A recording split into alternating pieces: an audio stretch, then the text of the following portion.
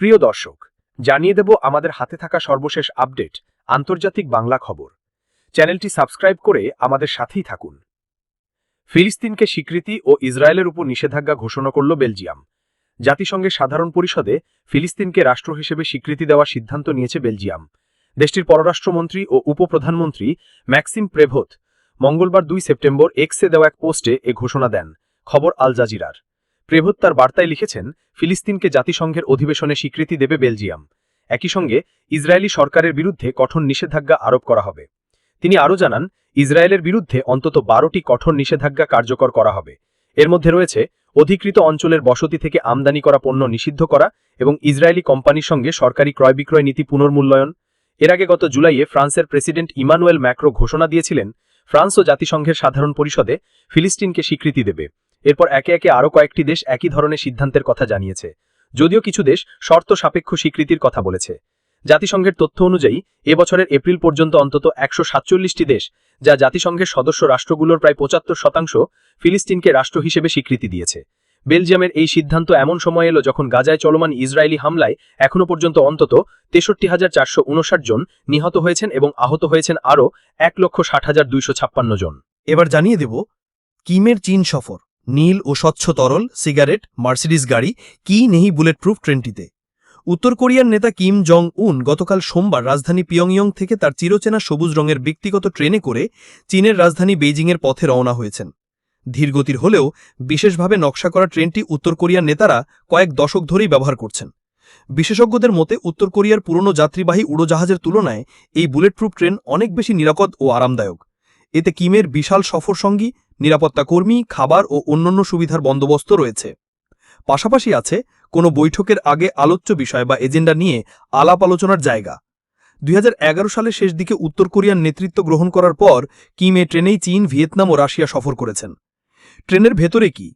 অনেক বছর ধরেই উত্তর কোরিয়ার নেতারা ঠিক কতগুলো ট্রেন ব্যবহার করছেন তা স্পষ্ট নয়। তবে উত্তর কোরিয়ার পরিবহন বিষয়ে দক্ষিণ কোরীয় বিশেষজ্ঞ আন বিয়ং মিনের মতে নিরাপত্তার কারণে একাধিক ট্রেন ব্যবহার করা হয়ে থাকে। 2011 সালের শেষ দিকে উত্তর কোরিয়ার নেতৃত্ব গ্রহণ করার পর কিমের ট্রেনেই চীন, ভিয়েতনাম ও রাশিয়া সফর করেছেন। আন বিয়ং মিন জানান, প্রতিটি ট্রেনে 10 থেকে 15টি কামার থাকে। কিছু কামার শুধু নেটার জন্য, যেমন শয়নকক্ষ, অন্য কামারগুলোতে থাকে নিরাপত্তা কর্মী ও চিকিৎসা কর্মী। সাধারণত ট্রেনে কিমের কার্যালয়, যোগাযোগের সরঞ্জাম, রেস্তোরাঁ এবং দুটো সাজোয়া মার্সিডিজ গাড়ি রাখার কামরাও থাকে, বলেন বিয়ং মিন। আজ মঙ্গলবার উত্তর কোরিয়ার রাষ্ট্রীয় গণমাধ্যমে প্রকাশিত ছবিতে দেখা যায় কিম জ্যেষ্ঠ কর্মকর্তাদের সঙ্গে একটি সবুজ কামারের পাশে সিগারেট খাচ্ছেন। কামারটির গায়ে সোনালী নকশা ও প্রতীক আঁকা। আরেকটি ছবিতে দেখা যায় কাঠের প্যানেল দেওয়া একটি কক্ষে বসে আছেন কিম, পেছনে সোনালী প্রতীক ও পাশে উত্তর কোরিয়ার পতাকা। প্রতিটি কামারে 10 থেকে 15টি কামার থাকে। কিছু কামার শুধু নেতার জন্য, যেমন শয়নকক্ষ, অন্য কামারগুলোতে থাকে নিরাপত্তা কর্মী ও চিকিৎসা কর্মী। আন বিয়ং মিন দক্ষিণ কোরিয়ার পরিবহন বিশেষজ্ঞ। কিমের টেবিলে রাখা ছিল সোনালী অক্ষরে খোদাই করা ল্যাপটপ, কয়েকটি টেলিফোন, সিগারেটের বাক্স এবং নীল ও স্বচ্ছ তরল ভর্তি বোতল। জানালায় ছিল নীল সোনালী রঙের পর্দা।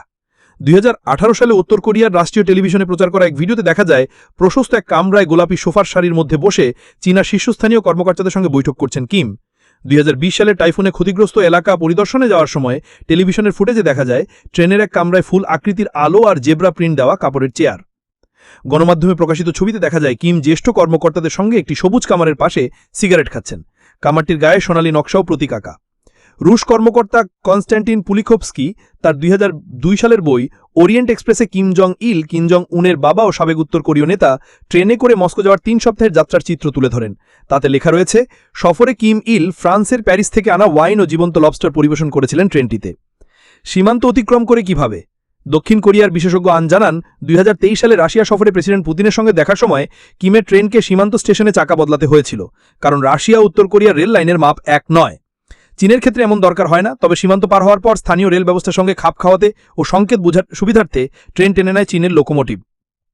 এ তথ্য দেন দক্ষিণ কোরিয়ার সাবেক রেল ইঞ্জিনিয়ার কিম হান তাই। তিনি উত্তর কোরিয়ার রেলকোড নিয়ে বই লিখেছেন। সাম্প্রতিক এ সফরের আগে চীনের প্রেসিডেন্ট শি জিনপিং এর সঙ্গে বৈঠক করেছিলেন কিম।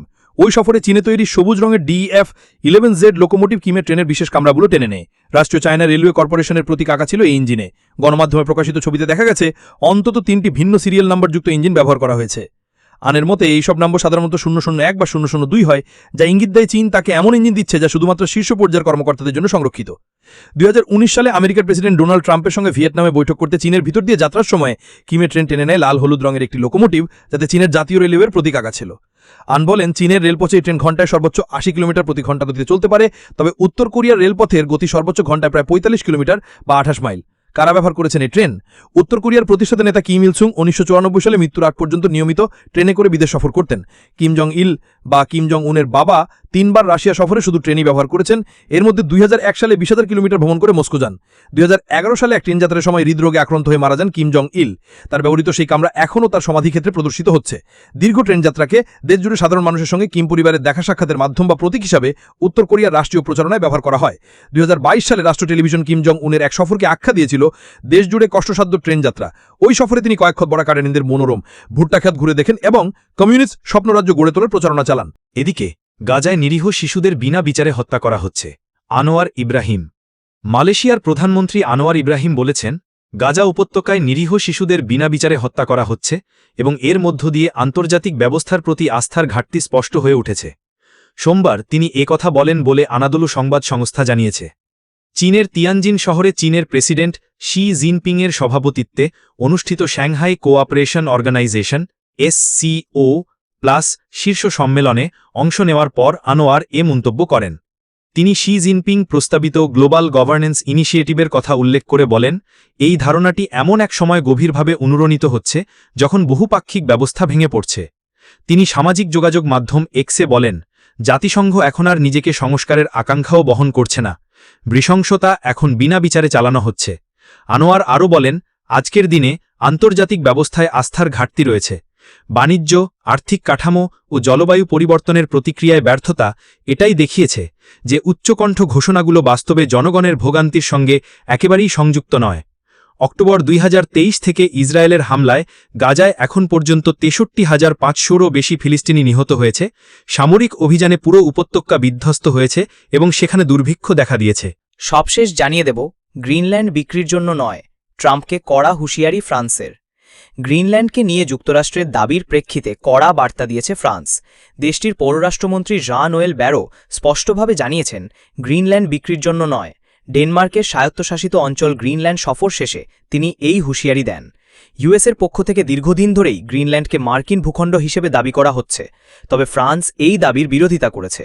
সামাজিক যোগাযোগ মাধ্যম এক্সে অর্থাৎ পুরনো টুইটারে ফরাসি পররাষ্ট্রমন্ত্রী ব্যারো লেখেন যে বিশ্বের ক্রমবর্ধমান অস্থিরতা, ইউক্রেনে রাশিয়ার যুদ্ধ এবং আর্কটিক অঞ্চলে শক্তি প্রভাব বিস্তারের চেষ্টা, এ পরিস্থিতিতে ফ্রান্স পরিষ্কার বার্তা দিচ্ছে, গ্রিনল্যান্ড বিক্রির জন্য নয়, এটি দখলের জন্যও নয়।